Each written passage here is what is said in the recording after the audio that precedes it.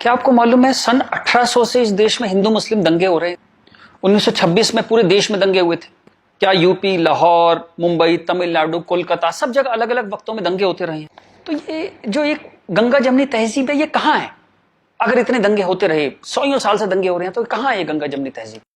चलिए एक और तरह से देखते हैं। आजादी का आंदोलन चला, गांधी जी हमारे लीडर थे, हम सब उन्हें प्यार करते हैं, बहुत आदर करते हैं, कोई इसमें डाउट ही नहीं है। अंबेडकर से गांधी जी का एक बार टकराव हुआ तो गांधी जी ने आमरण अनशन कर दिया अंबेडकर के घर के सामने। ये बात है 1932 की। आखिर में अंबेडकर को झुकना पड़ा, पूना पैक्ट हुआ और अंबेडकर ने एक बात कही जो बहुत प्यारी है, जो मैं गैलीलियो की बात, टक्कर की बात मानता हूं, नेवरदलेस इट मूव्स, उस टक्कर की बात मैं मानता हूं। अंबेडकर ने कहा बात तो मेरी सही है, लेकिन इस वक्त आपकी जान चली जाए ये ठीक नहीं है, क्योंकि अभी देश को आपकी जरूरत है आजादी के लिए, तो मैं अपनी मांग वापस लेता हूं। हालांकि बात तो मेरी सही है। कितनी प्यारी बात थी। उस आमरण अनशन से अंबेडकर को झुकना पड़ा। 1939 कांग्रेस का अधिवेशन तिरुचुरी, सुभाष चंद्र बोस जीत गए थे कांग्रेस अध्यक्ष के लिए, सीतारामैया हार गए थे। लेकिन गांधी जी ने कहा कि नहीं, बोस नहीं बनेंगे वरना मैं छोड़ दूंगा कांग्रेस, ये वो बहुत कुछ टेंट्रम थ्रो किया। तो सुभाष चंद्र बोस ने त्याग पत्र दिया। यहां भी गांधी जी की जिद आगे आई। अंग्रेजों के खिलाफ भी उन्होंने भूख हड़ताल करी तो अंग्रेजों को झुकना पड़ा। तो लोगों के दिल में ये सवाल है, मेरे दिल में सवाल था, जब मैं 7th 8th स्टैंडर्ड में था तो मैंने अपने टीचर से पूछा था, जब जिन्ना ने कहा कि इस देश का पार्टीशन होगा, बंटवारा होगा, तो गांधी जी ने उसके घर के सामने आमरण अनशन क्यों नहीं किया? इस सवाल का जवाब कौन देगा? मुझे आज तक इस सवाल का जवाब नहीं मिला। खैर उसके बाद जिन्ना अड़ गए तो पार्टीशन हुआ। 47 में पार्टीशन में करीबन 15-20 लाख डेड बॉडीज, जो हिटलर नहीं कर पाया, 15-20 लाख डेड बॉडीज हमने देखी। कुछ करोड़, 1-1.5 करोड़ लोग यहां से उजड़ के वहां गए, वहां से उजड़ के यहां आए। पूरी ह्यूमन हिस्ट्री में इससे ज्यादा डेंजरस, इससे ज्यादा खतरनाक चीज कुछ नहीं हुई। शायद वो रवांडा टूटसी में जो प्रॉब्लम हुई वही इसकी टक्कर की प्रॉब्लम होगी। सैकड़ों औरतों को नंगा करके सड़क पे चलाया जाता था, उसे पिंड यात्रा कहते थे। इतनी दर्दनाक चीज, बट ये हुआ क्यों? And who failed? किस वजह से इतना बड़ा पार्टीशन हुआ? सिर्फ एक वजह से कि मुस्लिम्स ने कहा हम आपके साथ नहीं रहेंगे। और आप बकवास आज भी करे जा रहे हो गंगा जमनी तहजीब की, कौमी यकजहती की। 20 लाख लाशें गिर गई, आप अभी भी सच का सामना नहीं करोगे? उसके बाद जो पार्टीशन से लोग आए, यहां बहुत सारे शहरों में रहे और अगले 20, 25, 30 साल बड़ी गरीबी में रहे। ना उनके पास पैसे थे, ना कैंप बोल दिया जाता था, वहां कैंप में रहते थे। बहुत तकलीफों से उन्होंने 20-30 साल बिताए। अब तो वो लोग नहीं है, गुजर गए, लेकिन उनकी वो दर्द की, वो जो रोंगटे खड़े कर देने वाली उनकी कहानियां थी, वो कहानियां जिंदा है। वो लोग जिंदा नहीं है, पर वो कहानियां जिंदा है। और याद रखिएगा, कहानियां अपने हीरो से, अपने कैरेक्टर से ज्यादा उम्र रखती हैं। जीसस चले गए, कहानियां हैं। राम चले गए, कृष्ण चले गए, उनकी कहानियां चलती हैं हजारों सालों से। तो वो लोग चले गए, पर वो कहानियां इस देश के सबकॉन्शियस में चली गई हैं। कलेक्टिव सबकॉन्शियस में वो कहानियां हैं। इसलिए जो आप हेट्रेड देखते हैं हिंदू मुस्लिम की, वो बड़ी एब्स्ट्रैक्ट सी हेट्रेड है। उसकी कोई शेप नहीं है, आप मालूम भी नहीं पड़ता किस वजह से या किस चीज के लिए, पर वो है। फिर आजादी हो गई, सरकार बन गई, कॉन्स्टिट्यूशन आ गया। उसके बाद फिर अजीब अजीब सी चीजें होने लगी इस देश में। शरिया की बातें होने लगी।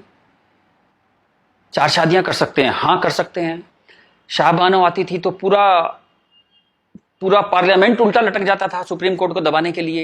ये कुछ अजीब अजीब सी चीजें होने लगी इस देश में। तो कभी ये क्यों नहीं कहा गया कि हाँ हम शरिया पूरी तरह लागू करेंगे, हिंदू चोर जेल में जाएगा, मुसलमान चोर के हाथ काट दिए जाएंगे, क्योंकि शरिया में ऐसा कहा गया है। ये कभी कहा ही नहीं गया किसी प्लेटफॉर्म पर, लोगों के दिल में था।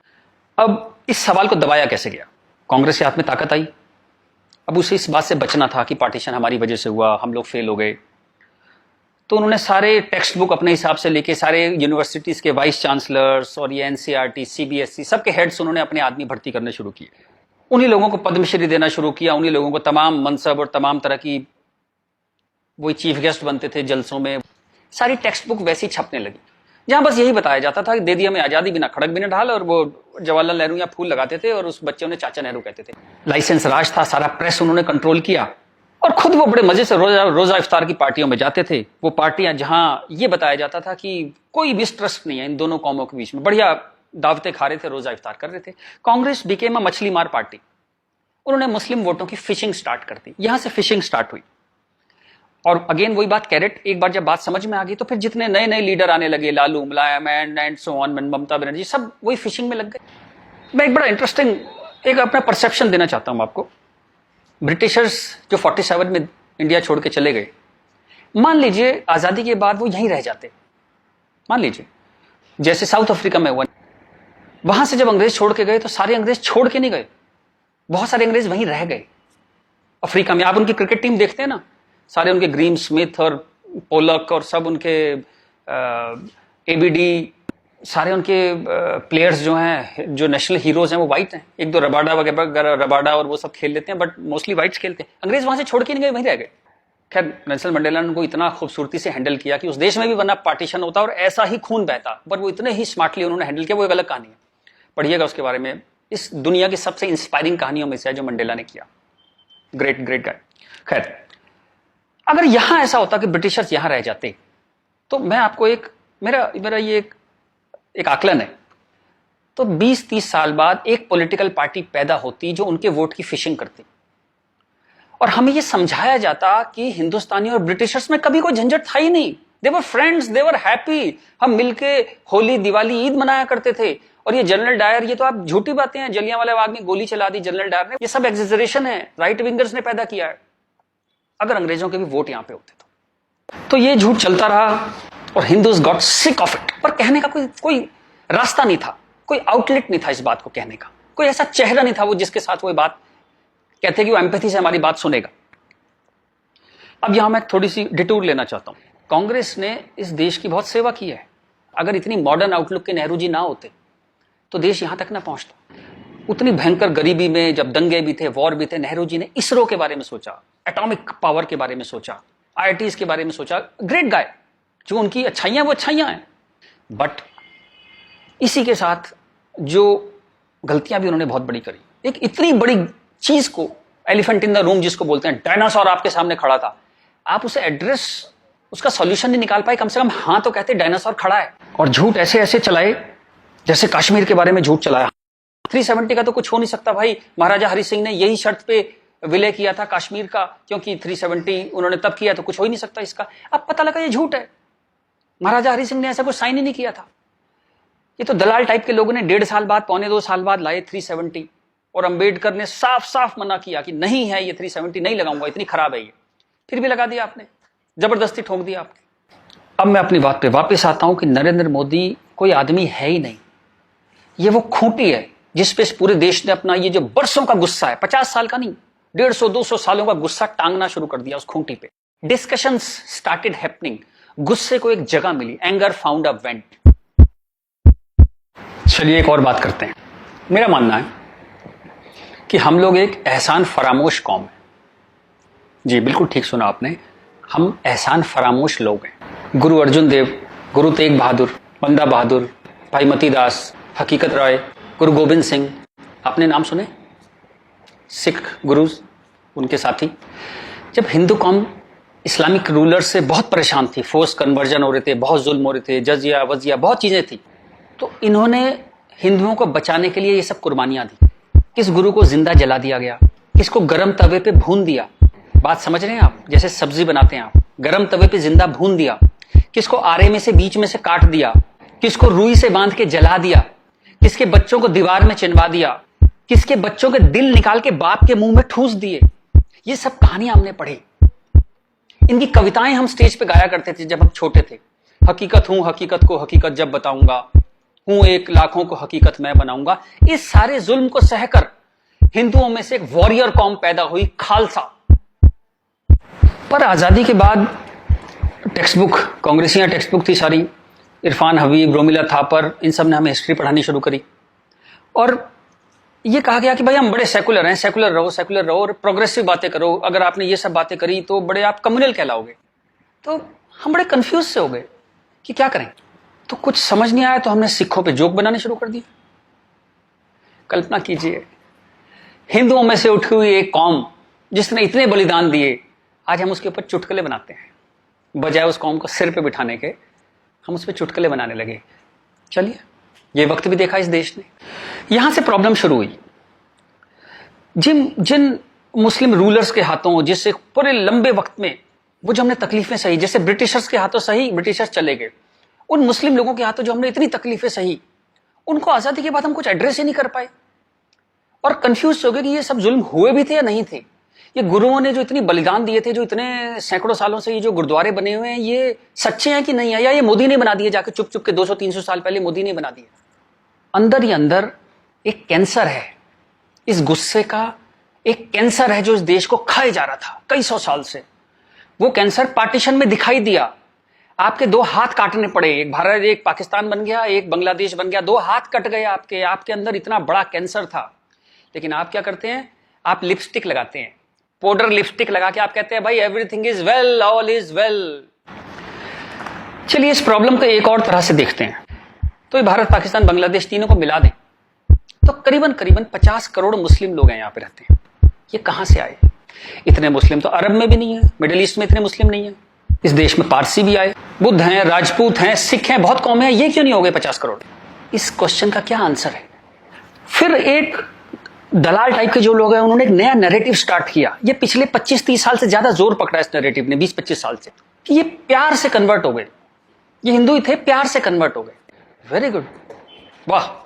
ये कहा गया सूफी संत आते थे, दरवेश फकीर वकीर आते थे, और लोग प्यार से कन्वर्ट हो गए। मैं आपको एक एग्जांपल देता हूं।